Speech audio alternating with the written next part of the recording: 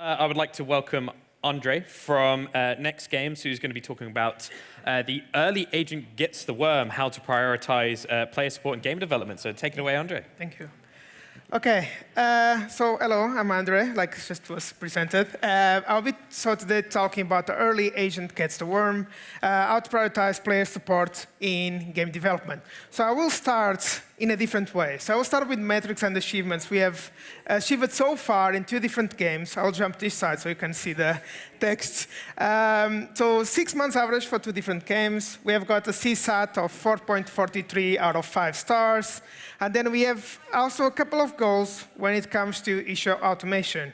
So we have reached 51% fully automated. That means where we use custom bots or AI-powered bots to reply to the players, anything that's related to common topics, or what we will call it later, filtering out the noise.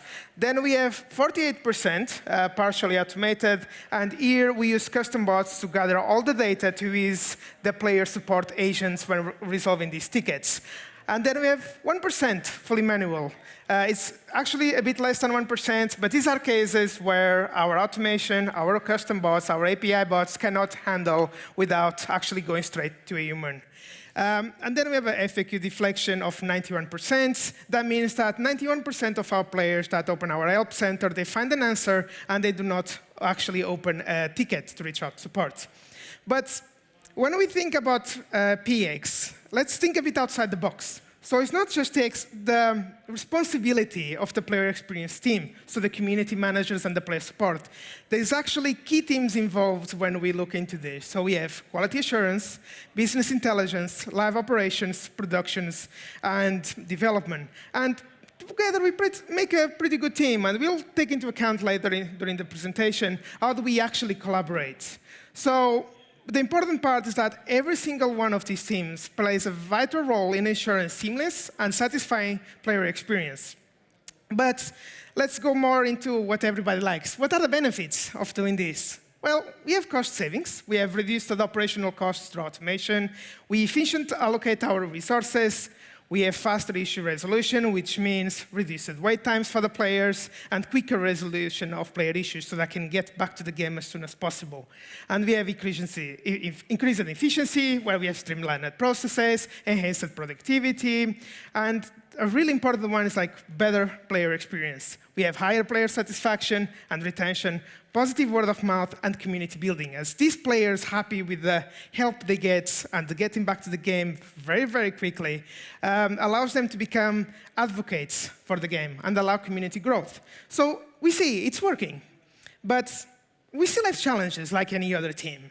So we have high volume, diverse player needs, every player is different, limited resources and time, and we have to keep up with game updates and bugs.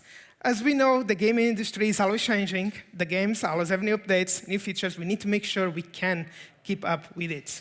And also impact on player experience. So delays or any inefficiencies in any area can negatively affect the player experience. But we have a plan the way we handle this. So we have the first one, prioritization, which is really important when it comes to PX. So how to prioritize? We have set clear goals and KPIs. For example, are you trying to respond to the players quicker? Are you trying to get a great CSAT or a first-time resolution? And then use those KPIs to measure your goals. And then you should identify high-impact issues, so those that stop the player to getting back to the game and play the game, enjoy it. Allocate your resources wisely so that anything that's high impact gets the help they need as soon as possible.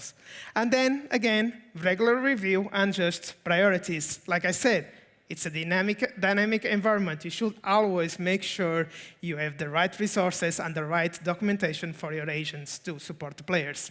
But it's not a one-time task. So how we can do this after the prioritization is like integrating workflows and aligned processes. Don't try to reinvent the wheel by having a player support and PX team with their own workflows and completely disconnected from the game studio. So make sure that everyone is working toward the same goal and can effectively collaborate to resolve issues. A couple of examples of when integrating workflows. We have cross-functional collaboration. Here, for example, when you have something really big, Make sure you have like strike force teams that can help handle this issue quicker. Clear communication channels so that everybody has the same information, has access to the same information, can handle and understand everybody's point of view. Then share the tools and platforms. Don't try to block access from the rest of the team. Make sure everybody can contribute for it. Then we have regular syncs and updates to make sure like if anything is coming up as a blocker, everybody's aware, and everybody can update on it and share their point of view, or we could actually fix it. But like, this is a lot, right? So like, how it looks like, right? So what is the real-world example here? So let's go with an example. So a player support, or a player reports an issue, which will reach out to player support, which will do the initial triage, categorization, data collection. The data collection could actually be, for example, step to replicate a bug, or context about it. Or, for example, devices affected, number of players affected, how many reports, all these kind of things which is going to be helpful for QA. So the team we are collaborating with, make sure you have enough information from them on the go.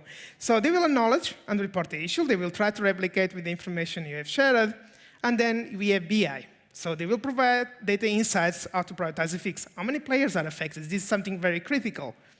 This is going to help the game team leadership to prioritize and timeline the fix, and then we will have developers making their magic, implementing the fix so that we close the loop and we get back the player as soon as possible to the game. But when we look back to the PX, setting up a PX for a game, how does it look like? So you should, in my opinion, loop in the embedded community manager and player support early on, because it will help you to brainstorm potential contact drivers, design bot flows and bot replies with the tone of voice and what the community might actually be asking. And they should always reiterate based on tickled volume. It's not just, again, one-time thing.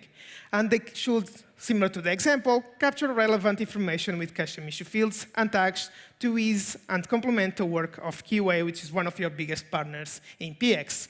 Then provide the basis of analysis for ongoing issues so that the team knows what's going on with the live game. How can we make it better? How can we get?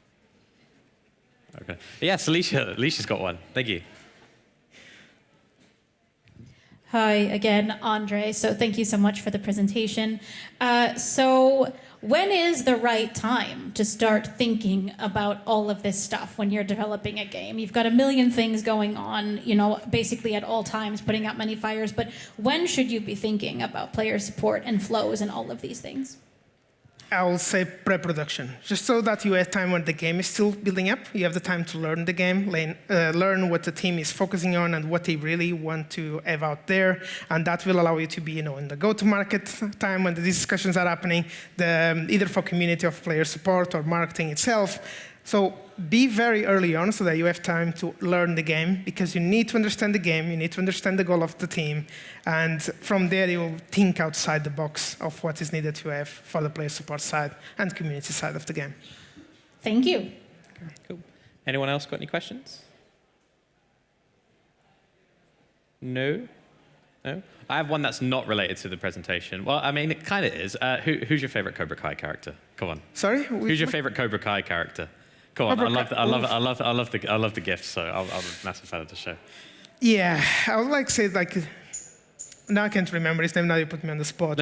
So him, he's Johnny. the best. I love Johnny. Yes, he's very, absolutely. badass, he's very silly, and yeah, you gotta have him on the presentation. Yeah, it's amazing. Brilliant. Yeah, he's brilliant. Cool. There's one over there. Yeah.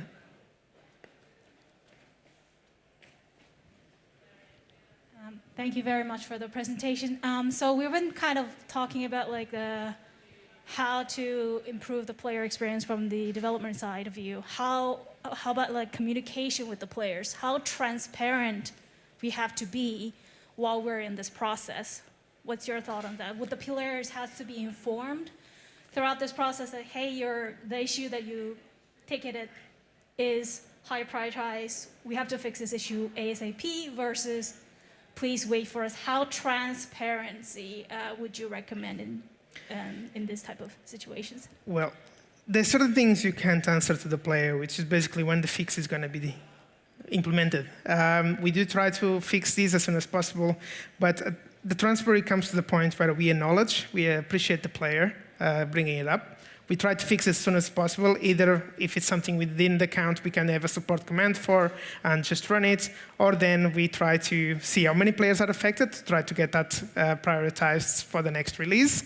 But we always tend to compensate the player with the time they were affected, so that we appreciate they bring it up. We explain the situation of, we understand this is happening and this is affecting you this way, and we'll compensate based on the feature that you have lost access to. So, for example, we had someone that couldn't play Club Boss in one of the games. We gave him the reward for every week he missed it out, because it's not on player's fault, and it doesn't really hurt the economy if you think, how can we compensate the player in a way that they would have rewarded if they would be accessible to the game feature.